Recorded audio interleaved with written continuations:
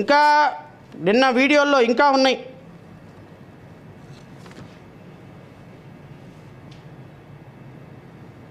దీంతో ఈ రోజు నువ్వు అక్కడ వేదిక మీదకి వెళ్ళి లైన్లందరూ ఉద్దేశించి నమస్కారం పెట్టి ఒక మంచి పాట పాడాలి. చెప్పు అది. ఒరే, ఇది నిజంగా పాట కాదురా, ఇది నిజంగా పాట కాదు, గుండె హృదయ స్పందన. అందరూ చెప్పరా. చూడ మా మంత్రి గారు చూడు, పాపం ఫోన్ చూసుకుంటున్నారు. మన జోకులు పాట కానే కాదు, ఏ రాగం నాకు రాదు. ఇది పాట కానే కాదు, ఏ రాగం నాకు రాదు. ఒంటరిగా తిరుగాడు లేడినొక మనిషి చూసినాడు, ఎంతకు చేరదీసినాడు. అపము శుభము తెలియని లేడి అతనిని నమ్మింది, తన హృదయం పరిచింది. ఈ గాన కోకిలను మేము వినలేములే, కానీ ఈ రాష్ట్ర ప్రజలు మిమ్మల్ని ఇదే పాట వర్తింపు చేయాలి. అభయం శుభం తెలియని రాష్ట్ర ప్రజలు మిమ్మల్ని నమ్మి గొంతు కోసుకున్నారు, మీ ఎమ్మెల్యేలను నమ్మి గొంతు కోసుకున్నారు, మీ ఎమ్మెల్యేలను నమ్మి గొంతు కోసుకున్నారు సార్. 164 సీట్లు ఇచ్చినటువంటి మీరు ఇలాగ డ్రామా ఆర్టిస్టులు పాటలు పాడతారు, ఆటలాడుకుంటారు, పరిపాలన చేస్తారని మీకు అధికారం ఇస్తే రాష్ట్రాన్ని అగ్నిగుండం చేసి పడేశారు లా అండ్ ఆర్డర్లో. నాకు తెలిసి చరిత్రలో రాష్ట్ర ప్రజలు గమనించాలని కోరుతున్నారు, చరిత్రలో ఆంధ్రప్రదేశ్ రాష్ట్రంలో జరిగినన్ని క్రైమ్స్ 22-23 నెలల్లో ఏ చరిత్రలో ఇంకో రాష్ట్రంలో జరగల. బీహార్ రాష్ట్రాన్ని కూడా, అత్యంత క్రైమ్ ఉన్నటువంటి బీహార్ రాష్ట్రాన్ని కూడా వెనక్కి నెట్టి మన రాష్ట్రం ముందుకెళ్ళిపోయింది. లా అండ్ ఆర్డర్లో there is no law and order in the state. ఇది కంప్లీట్గా రెడ్ బుక్ రాజ్యాంగంతో నడుస్తున్నటువంటి పరిపాలన. ఉమెన్ మిస్సింగ్లు, ఉమెన్ రేపులు, ఉమెన్ మర్డర్లు. ఇంకా ఆశ్చర్యకరమైన విషయం, రాష్ట్రంలో ఎస్సీ ఎస్టీల మీద జరుగుతున్నటువంటి దాడులు ఎంటైర్ ఇండియా హిస్టరీలోనే the highest crime rate registered last 24 మంత్స్లో. ఎస్సీ ఎస్టీల మీద దాడుల్లో, ఎస్సీ ఎస్టీ మీద మర్డర్లో ₹1 పెట్టుబడి లేదు. నేను అడుగుతున్న గౌరవ ముఖ్యమంత్రి గారిని, మీరు 6,40,000 ఉద్యోగాలు కల్పించినటువంటి కల్పనలో ఏ ఒక్క కంపెనీ ఇక్కడికి వచ్చి ఎస్టాబ్లిష్ చేసి ప్రొడక్ట్ స్టార్ట్ చేసిందో చెప్పండి. మీరు కంపెనీయే రాలేదు, బ్రిక్కే వేయలేదు, ఫౌండేషనే వేయలేదు, ఎంఓఏల మీద కంపెనీ ఉంటే ఉద్యోగాలు వచ్చేసినట్టేనా ముఖ్యమంత్రి గారు?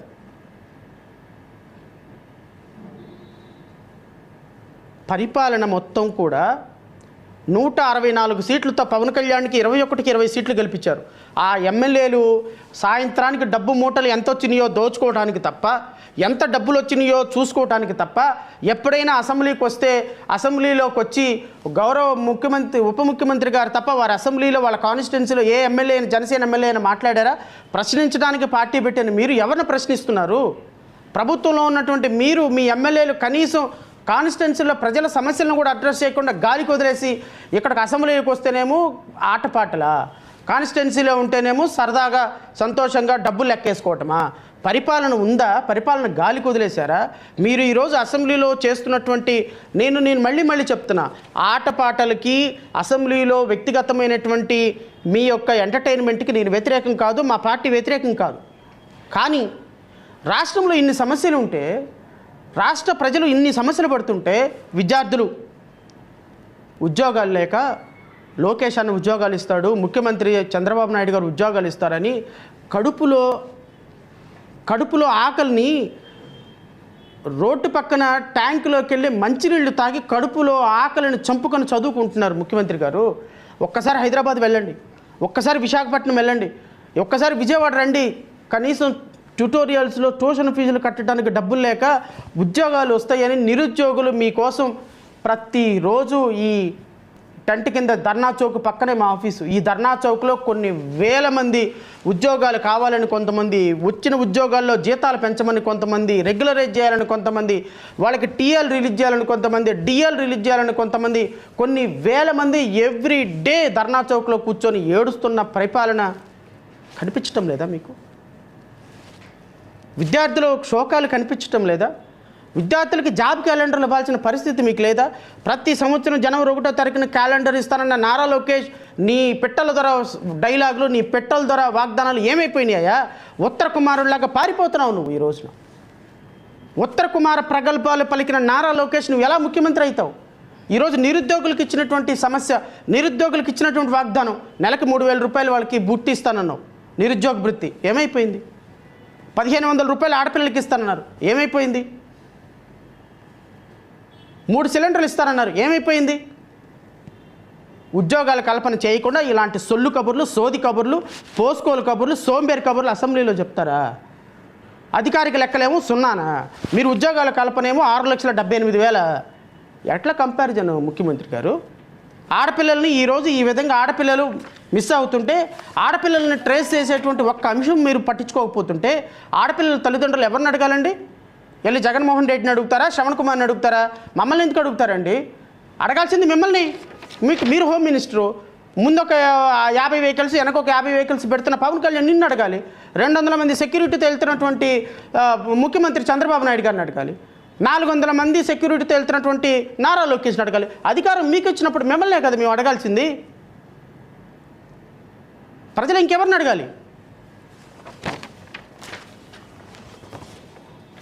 రోజుకొక ప్రమాదం, రోజుకొక దుర్మార్గం, టెంపుల్స్లో దుర్మార్గం, ఇన్స్టిట్యూషన్స్లో దుర్మార్గం, 100 మంది ప్రాణాలు పోతుంటే ఎవరి ప్రాణాల మీద విలువ లేకుండా, సిగ్గు లేకుండా, ఇంకా పక్కన శవాన్ని పెట్టుకొని ఇక్కడ బిర్యానీ తింటున్నట్టుగా రాష్ట్రంలో ఇన్ని మరణాలు జరుగుతుంటే అసెంబ్లీలో కూర్చొని ఏకలు పక్కపక్కలు ప్రతిపక్ష నాయకుల మీద జోకులు. ఎవరైనా అసెంబ్లీ సాక్షిగా ఒక మాజీ ముఖ్యమంత్రి, నేను మళ్ళీ జగన్మోహన్ రెడ్డి గారిని కూడా చెప్తున్నా, జగన్మోహన్ రెడ్డి గారు కూడా గత ప్రభుత్వంలో ఇలాంటివి చేస్తుంటే ఖండిస్తాం. భవిష్యత్తులో మరలా జగన్ ముఖ్యమంత్రి అయినా, ఇంకొకళ్ళు ముఖ్యమంత్రి అయినా, గత ప్రభుత్వంలో జరిగిన ప్రజాప్రతినిధుల మీద జోకులు వేసుకొని అసెంబ్లీని అవమానపరచడం ఇట్ ఈజ్ నాట్ లీగల్. దాన్ని ఖచ్చితంగా ఖండించి తీరాల్సిందే. అది మీరైనా ఇంకొక ప్రభుత్వం అయినా. మీరేం చేస్తున్నారు? గత ముఖ్యమంత్రి మీద ఒక ఎమ్మెల్యే జోకులు వేస్తారా? శవం దగ్గరికి వెళ్ళి నవ్వుతారా? ఏమయ్యా, ఎమ్మెల్యేలు, ప్రజాప్రతినిధులు, ఒక ముఖ్యమంత్రి, మాజీ ముఖ్యమంత్రి, ఒక పార్టీ శాసనసభ్యుల్ని గౌరవించుకోవాల్సిన బాధ్యత లేదా? ఒక శాసనసభ, పవిత్రమైన శాసనసభ సాక్షిగా మీరు మీ పరువులు తీసుకుంటుంటే ప్రజలు ఏమనుకుంటారనే అవసరం లేదా? రేపొద్దున మీ ప్రభుత్వం 5 సంవత్సరాల తర్వాత పోతుంది, ఇంకో ప్రభుత్వం వస్తుంది, వాళ్ళు స్కిట్లు వేయలేరా? వాళ్ళు అవమానించలేరా? నీకంటే 100 రెట్లు అవమానించగలిగిన తెలివితేటలు, స్కిల్స్, నాలెడ్జి మా దగ్గర ఉంటాయి. కానీ అది విఘ్నత కాదు సార్. రాజకీయాలంటే ఒక సీరియస్నెస్ ఉండాలి. రాజకీయాలంటే పవన్ కళ్యాణ్ లాగా చేస్తే ఎట్లా? రాజకీయాలు తాత్కాలికంగా ఆయన గెలవచ్చు. రజనీకాంత్ ఒక సినిమాలో అంటాడు, అంటే పూర్తిగా నాకు బాగా గుర్తులేదు కానీ ఒక తాత్పర్యం మాత్రం చెప్తా, చెడ్డవాడు తాత్కాలికంగా ఓడిపోవచ్చు, మంచివాడు తాత్కాలికంగా ఓడిపోవచ్చు, కానీ చివరికి గెలుస్తాడు. చెడ్డవాడు తాత్కాలికంగా గెలవచ్చు, కానీ చివరికి ఓడిపోతాడు.